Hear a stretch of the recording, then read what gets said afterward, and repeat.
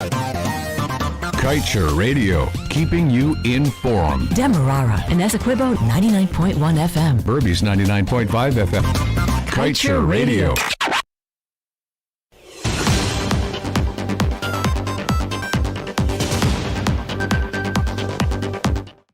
Time check for you. It is 12 hours 5. My name is Amrita Koshal, and it is time for your main newscast. We will return with the rebroadcast of the Gun Law Show after the news.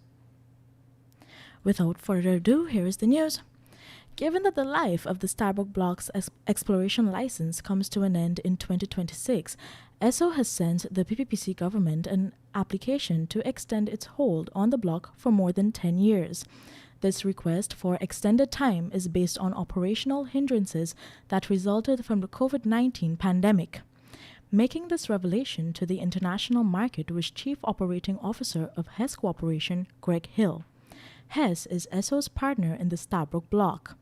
Hill alluded that the company is not worried about the activation of relinquishment provisions come 2026 since an application is before the Guyana government for an extension.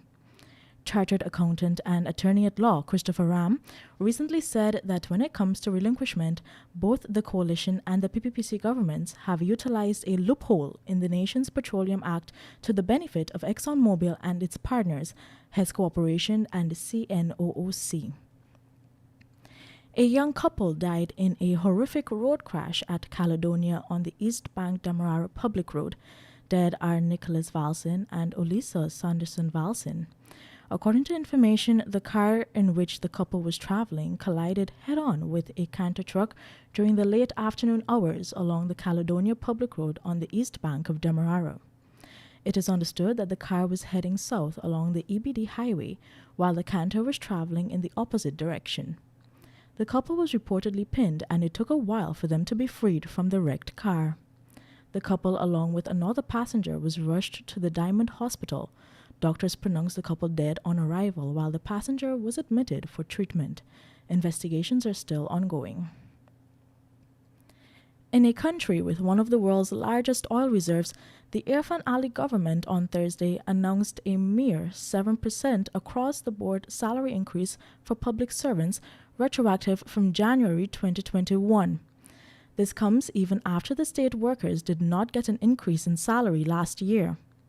When analyzed against the rising cost of living, which Ali acknowledged last week, many public servants saw the announcement as a slap in the face, and many took to social media on Thursday venting their displeasure. Making the announcement on behalf of the government was Finance Minister Dr. Ashni Singh.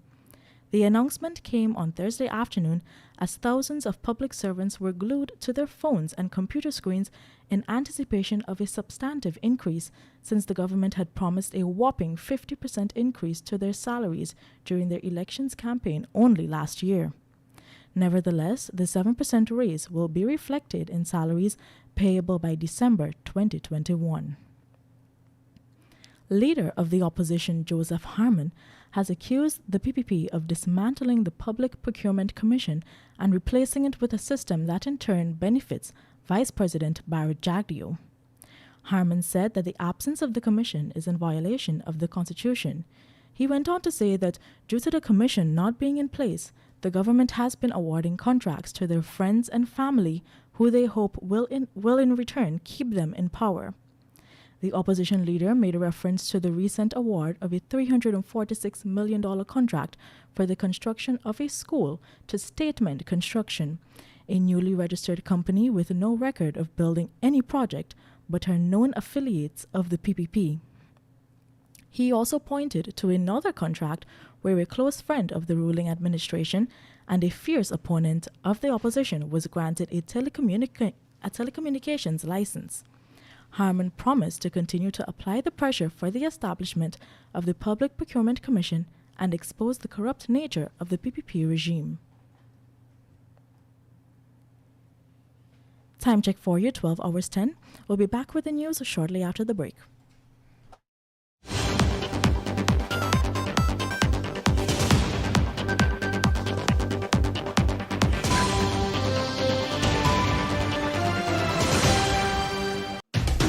Guyana, Join me on the Glenn Lal Show every Monday, Wednesday, and Friday at 7:20 p.m. and a rebroadcast at 11 a.m. The Glenn Lal Show only on Kaieteur Radio 99.1 and 99.5 FM.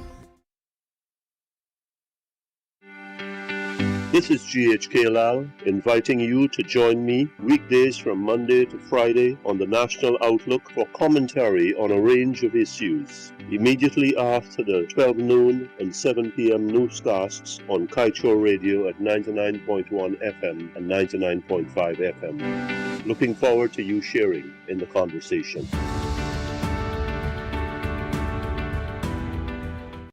Stream to win big this Christmas with a Digicel Prime bundle. The more you chat, watch, share, and dance to your favorite Digicel apps, the more chances you have to win thousands of Shake to Win prizes. Enter to win the grand prize of $5,000 US, a trip for two, or a Samsung Galaxy S21. We are all winners with guaranteed win days. Play along, buy a Prime bundle in the My Digicel to stream and win today with Digicel this Christmas.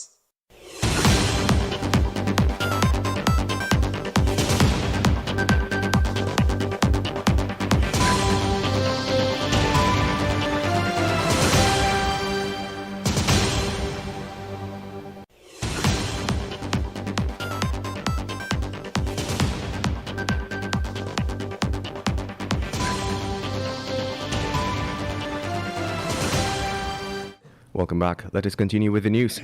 Crime Chief Wendell Blanham lamented the fact that their work has been hampered due to the lack of quality investigators. He said the inadequacy is being felt across all of the police divisions. In listing some of the other challenges faced by the force, Blanham noted that some investigators have left due to retirement. Others were put before the courts. Some were transferred for disciplinary infractions, and some have moved to security companies. He further acknowledged that because of the COVID-19 pandemic, the force was unable to conduct criminal investigation courses to induct new entrants. He further enlightened that the Guyana Police Force is assessing measures to implement the signing of contracts for persons being trained, as he made specific reference to one of the force's dog handlers, who after being trained, left the organization. In all the news, at the end of the economic life of Guyana's fourth oil field, ExxonMobil will likely leave its subsea equipment on Guyana's seabed.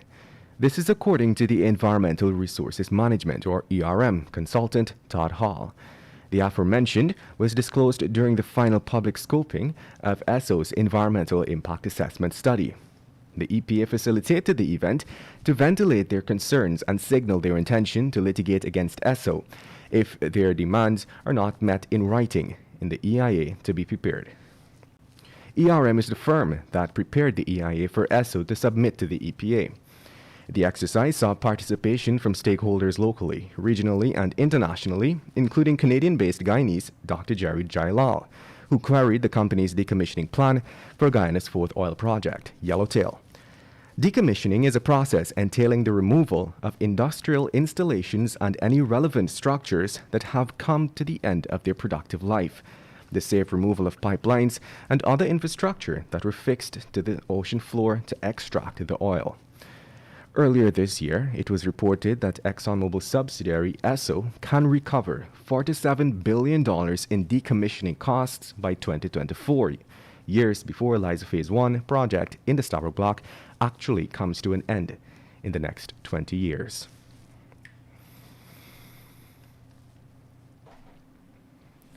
Following several rounds of negotiations with Dutch multinational Shell, the government of Trinidad and Tobago has locked up a crucial gas deal that will see its people feeling substantial financial benefits way before the project goes into operation in 2025.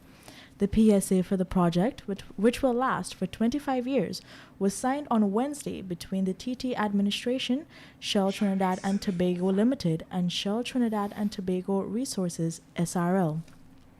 The agreement is in respect of the Manatee Field, located in Subblock 6D in the East Coast Marine Area of Trinidad. It should be noted that Subblock 6D is just a portion of the existing Block 6 already contracted to Shell. Prime Minister Dr. Rowley was keen to note, however, that his people will not wait until production starts to see the financial benefits accruing from the PSC. In this regard, he disclosed that a suite of annual charges are payable within 10 days of the effective date of the contract and thereafter within the first 10 days of the contract year. And now back to Chartered Accountant and Attorney at Law Christopher Ram. Amid concerns about Chinese growing influence in Guyana, he said based on interactions on his circle, it was suggested that if an economic analysis were to be done, one would find that Guyana is worse off now with the Chinese than when under colonial rule. We have reported heavily on Guyana's relationship with China, established decades ago, and the exploitation of this country's resources by Chinese companies operating here. Ram opined that at present in Guyana, the Chinese control just about everything, and have in fact managed to infiltrate every village across the country, and spoke of the need for a complete rewrite of the Constitution in a fashion that addresses governance, outdated laws, and eliminates any remnants of colonialism. Get the full details in today's Kaieteur News.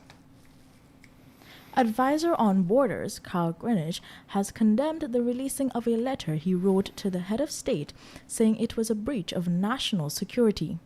He said, too, that a statement by the Ministry of Foreign Affairs, headed by Hugh Todd, has exposed his unfamiliarity with which the ministry operates. The charges are being leveled against the ministry and Todd by Greenwich, who, in response to the Ministry of Foreign Affairs missive justifying its retention of experts that the coalition administration has shunted. With regards to his original complaint lodged with the president since April 7th, Greenwich said measures were subsequently taken by the president and his team to resolve the issues raised. And now let's tell you, from 2017 to 2021, there were 638 murders recorded in the country. And according to a statistical report from the Guyana Police Force, 349 out of that number were that of a disorderly type. Disorderly murders are killings caused by fights and brawls which oftentimes take place at parties or drinking sessions. This was disclosed on Monday by Crime Chief Wendell Blanham. Despite reporting that there has been a decrease in murders taking place this year, the crime chief noted that one problem, which the force is seeing, is that citizens are taking the law into their own hands at an alarming rate. From the statistics presented, Blanham explained persons seen hell-bent on settling their grievances by fatally inflicting wounds on individuals who they have issues with, instead of making a report with the police. This year, a total of 119 murders were recorded thus far, with 72 being disorderly cases, 18 being domestic, 10 were robberies, and 5 were executions. And now for your COVID-19 update. The Ministry of Health on Thursday reported that 3 more persons who contracted COVID-19 disease have died, taking the country's COVID-19 death toll to 968. According to the ministry, the latest fatalities are that of 3 unvaccinated Region 4 women, a 69-year-old, a 73-year-old, and an 85-year-old. 91 new cases were recorded, taking the total number of confirmed cases to 37,090. 16 patients are in the COVID-19 ICU, 59 persons are in institutional isolation, 1,825 in home isolation, and 8 in institutional quarantine.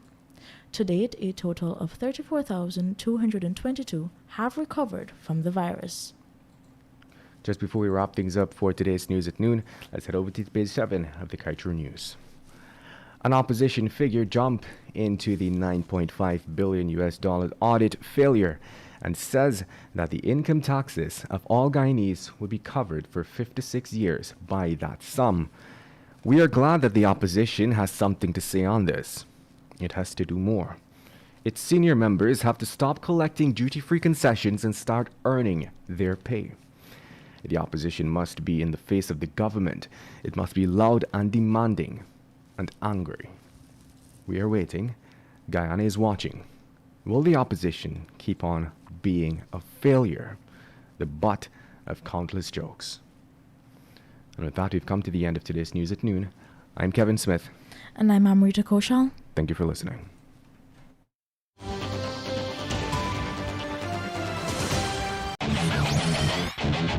Want value for your advertising dollar? Then place your ads on Kaieteur Radio's newscasts. Stream